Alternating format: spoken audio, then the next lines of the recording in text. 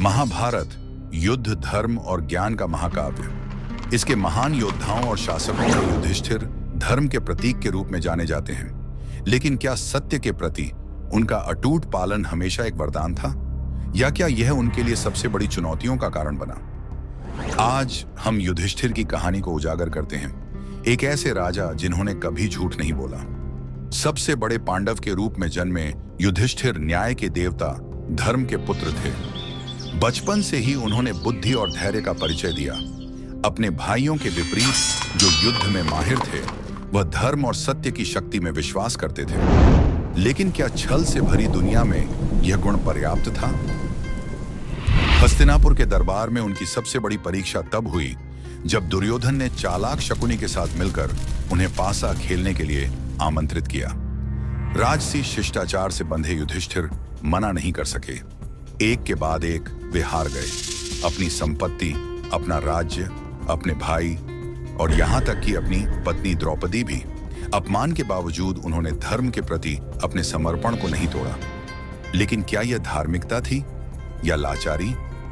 वनवास के बाद युधिष्ठिर को एक और परीक्षा का सामना करना पड़ा। जब उनके भाई झील से पानी पीने के बाद बेहोश हो गए, तो उनका सामना एक यक्ष से हुआ जिसने चुनौतीपूर्ण प्रश्न पूछे।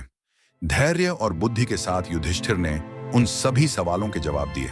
प्रभावित होकर यक्ष ने अपने भाइयों को पुनर्जीवित किया और खुद को युधिष्ठिर के पिता धर्म के रूप में प्रकट किया। इस पल ने साबित कर दिया कि ज्ञान और धार्मिकता हमेशा उनका मार्गदर्शन करेगी, यहां तक कि निराशा में भी।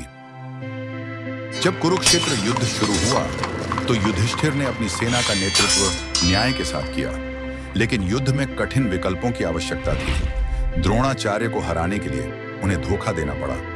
उन्होंने घोषणा की कि अश्वत्थामा मर चुका है, इस सच्चाई को छिपाते हुए कि वह द्रोण का पुत्र नहीं बल्कि एक हाथी था।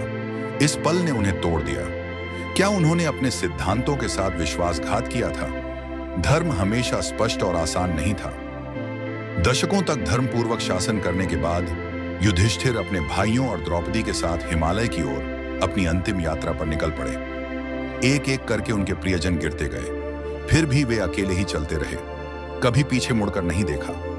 अंत में जब उन्हें अपने वफादार कुत्ते के बिना स्वर्ग जाने का प्रस्ताव दिया गया, तो उन्होंने मना कर दिया। करुणा और धर्म के इस कार्य ने साबित कर दिया कि वे वास्तव में धर्म के पुत्र क्यों थे। युधिष्ठिर का जीवन इस बात का प्रमाण है कि धर्म के साथ दर्द, त्याग और दुविधाएं भी आती हैं, लेकिन अंत में सत्य और सदाचार ही सबसे ऊपर होते हैं। क्या वे अपने धर्म के कारण सबसे महान राजा थे, या उनके धर्म के कारण उन्हें सबसे ज्यादा कष्ट सहना पड़ा? हमें कमेंट में बताएं। ऐसी ही और भी पौराणिक कहानियों के लिए लाइक, शेयर और सब्सक्राइब करना ना भूलें।